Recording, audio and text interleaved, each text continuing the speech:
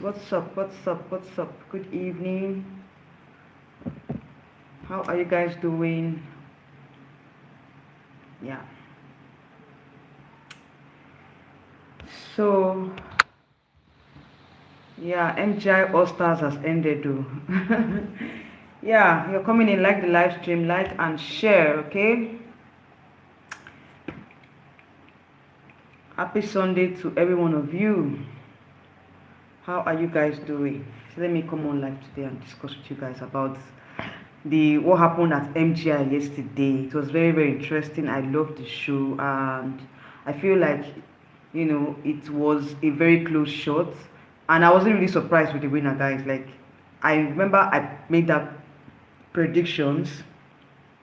If I had done a prediction, I never did a prediction, but I already knew that it was between Ghana and Colombia. That's Faith and Vanessa, because right from Vanessa actually grew on me. Like, she was the one, rather. She was the person that I felt, oh, she was going to give Faith a tough time, and that was what actually happened. Right from time, I felt like Vanessa had that total package. Even in as much as there were voting involved, and there were some issues with the voting, and some persons were not able to vote for Miss Ghana, but I still felt okay with the result. I felt like I felt like Ghana, even without the voting, I don't think Nawat would have wanted to crown her, even if the results were free and fair. Do you understand? I know that Nawat would not have wanted to crown her, and that is what I think. I don't think Nawat will want to crown her. I don't think Nawat will want to crown her, because looking at this whole Miss MGI All-Stars, bless me, Lord, bless me. Looking at this whole MGI All-Stars, I felt like Nawat wanted to use this pageant to make money, and he did actually make the money. Bless me. Sorry, guys. Was it not recently that somebody was saying, yeah, I heard that each of the contestants went to the competition, or they paid $5,000 to get into the competition, or to get the form or something like that. I'm like, now I want to use this pageant to cash out. And exactly that's what happened, because the voting coming from each of the countries, the contestants canvassing for voting. I know that a particular country has more than one contestant, so the voting doubled. A country that has two, definitely the voting will be divided. And of course, coming from Ghana, where we knew that Ghana had two contestants, of course, Makiba had her fans, people that were voting for her, while Faith also had her fans. Okay, so voting was not actually the major criteria, even if voting actually pushed them far. But the judging, or the judges actually played about 70% of the result. So voting was 30%, judging 70%.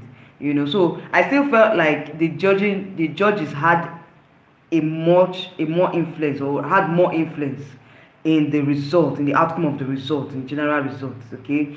And they were saying that after each of the rounds, the scores will go back to zero. And you guys know that the judges were scoring the ladies. It was an open judging system. Like, each of the judge was calling their own scores and all that. So anyway, it was fairly transparent, but at the same time,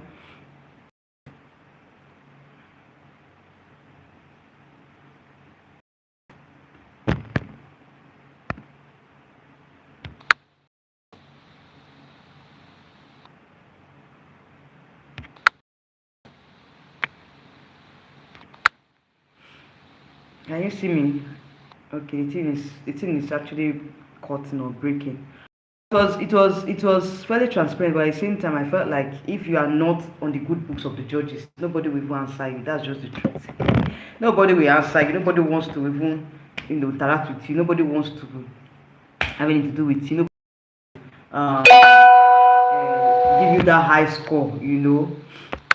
That's just the truth. If judges don't like you, you're not really going far. But at the same time, they still have to cumulate all the scores of the judges to enable the contestants advance to the round. So we must at least have a consistent score with all the judges. Okay, so anyway, it was very interesting to watch. And like I said, Vanessa actually was a worthy winner, even in as much as she wasn't able to communicate in English. I felt like, of course, she can speak English, but she was more comfortable with her own, speaking in her own language.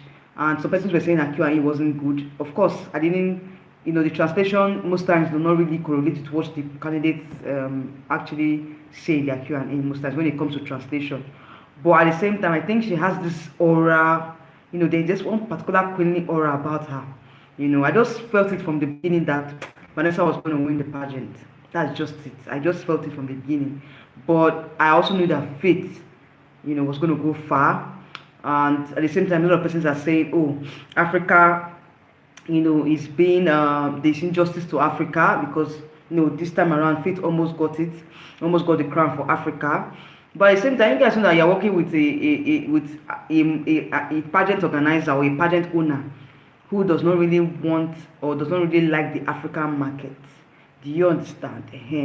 So he knows that crowning an African queen at the first edition might not really go well for his pageant, for his for this particular pageant, because he wants to look at it and say, okay, let me host this pageant and see what is going to come out of it. But at the same time, he doesn't want to take risk, because you guys know that the African market, nobody wants to crown African reps because they feel like the African market is not good enough for them. And besides, based on what the organization wants, editorials, commercials, how they sell their products and all that, Faith on her own has a talent of singing. I think she would have been able to use her singing talent to raise funds for the organization, do a lot of things, because at the end of the day, pageant is business.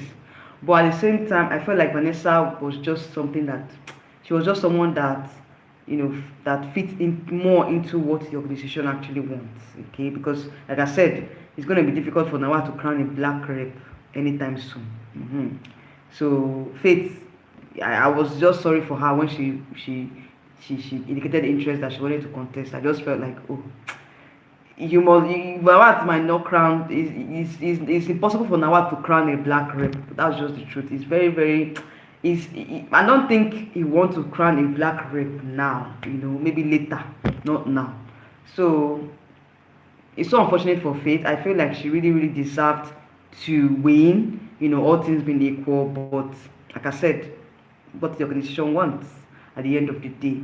Now, with the voting scandal, I heard that some persons were not able to vote, especially from the African continent, which is very sad. That their website crashed, so many things. Even Faith said her family members could not vote, and it's so sad that for a pageant like Miss Grant, with the technology and all that, I was like, why didn't they work on the website, or why did they allow the website to crash? Like, why did they allow it to be difficult for countries, especially from Africa, to vote? It's so sad. Like, it was very, very sad, and I think they then later had to do something about it and all that. Anyways, according to Abina, one of the judges, she said some persons voted, but the system kind of crashed at some point. So some persons were not able to vote. People living outside Africa, but other Africans living in the Europe and the Americans and Asia, they were able to vote. But from Africa, it was difficult to vote. So I don't really know what happened. Is that it was a deliberate attempt to sabotage the African countries? I don't know. Was it a deliberate attempt to sabotage the African countries? Anyways, what do you guys think about the MGI All Stars result? For me, I think let's not say it was really an injustice to the African region, because based off on recent times, we all know that Nawat hardly crowns an African rep. So I was not really surprised that Faith did not win. But what I was really, really angry about was the judging. Most of the judges that were just being biased, and also the voting system that crashed, that some Africans were not able to vote. That was my anger with the pageant. If you are saying it's a free and fair pageant, everybody should be able to vote, right? So that is just my own thoughts on this particular event, or what actually transpired in the Miss Grand All Stars. Anyway, I would say kudos to Faith, kudos to all the other African countries as well. I only knew that I knew deep down that Faith was the only hope we had from the African region. Looking at the other Africans, of course, her odd second Makiba also tried. Okay, Cote d'Ivoire did well. Zambia, they all did their best, but I just knew that Faith was the only candidate that was going to go far in the competition, and she did very well. She did herself. Her evening wear was spectacular, but I don't know. I was not really a fan of that her top. I don't know how that hand on her evening gown. I felt like she would have gone for something a little bit less. I don't know how to put it, like that. That evening wear, the hand. I didn't like the design of the hand. I think she would have just gone to something a little bit more feminine, and not too, I don't know how to put it, like soft, like I'll go for a softer look, because of course she's wearing haircut. I know when you are on haircut, you need to go for a softer look to enhance your feminine energy. So I think that's the only thing I saw. But in terms of the design of the gown, it was beautiful, but she would have gone for maybe a kind of a different pattern of the hand, or different design on the hand. And anyways, she did very well. Her Q&A was great. Okay, we all know that Faith knows she knows how to speak. Like, speaking was never a problem for Faith. I was not really scared about her speaking abilities. I know she's very good with speaking, and I was not really surprised, in terms of how she delivered her answer. She did very well, and the top five were okay. Gazini Ghana also Philippines actually looking out for. I thought she was going to make the top three. Vietnam was the dark horse. Vietnam really, making the top three. She was really a surprise to me. I did not see Vietnam even moving to the top three. But I knew that, of course, they have the highest vote. They're always,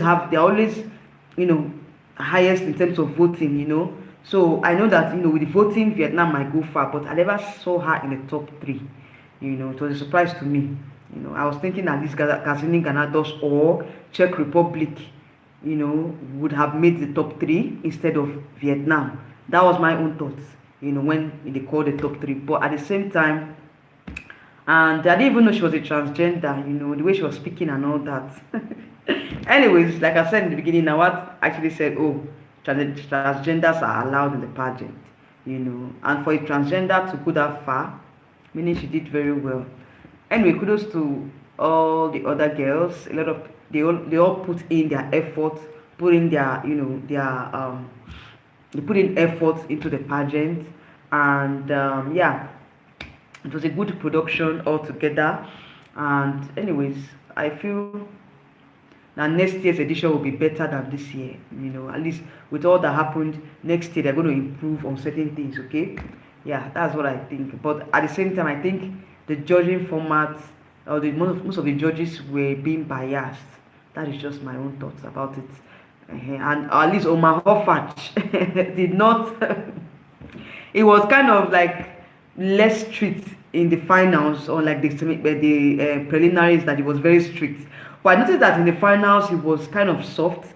He was not too mean with his scores. He was not too stingy with his scores. Okay.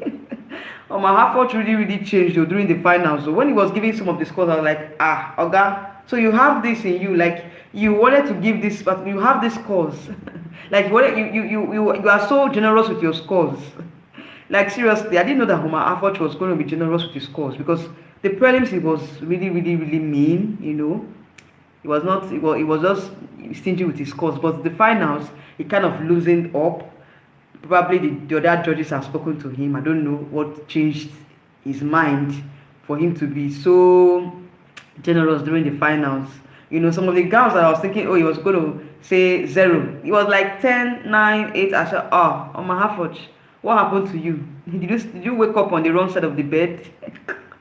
Anyways, yeah, that's my opinion on MGI All Stars. All in all, it was a good pageant. It was good production. And another thing again I noticed was that the crown was oversized. You know, it didn't fit into Vanessa's head. You know, I don't know what really happened. I think now it's been the fact that, you know, he's very good with all these crowning and all that. I didn't expect that the crown would not really fit. Um, it was kind of oversized for Vanessa. Anyway, I know that they're going to work on it and they're going to make it, you know, fit her head perfectly.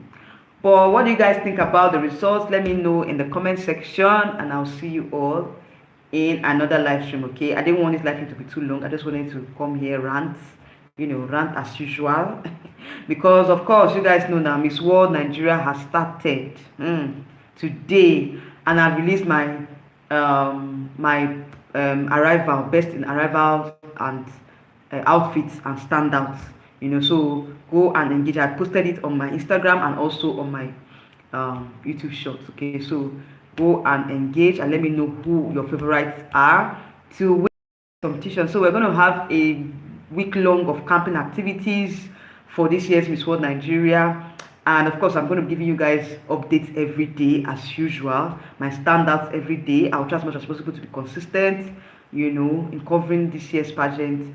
And let's see how it goes. Okay, so for those of you that have been watching the live stream, let me know your thoughts on MGI All Stars result, and of course the voting issues and injustice to the African region.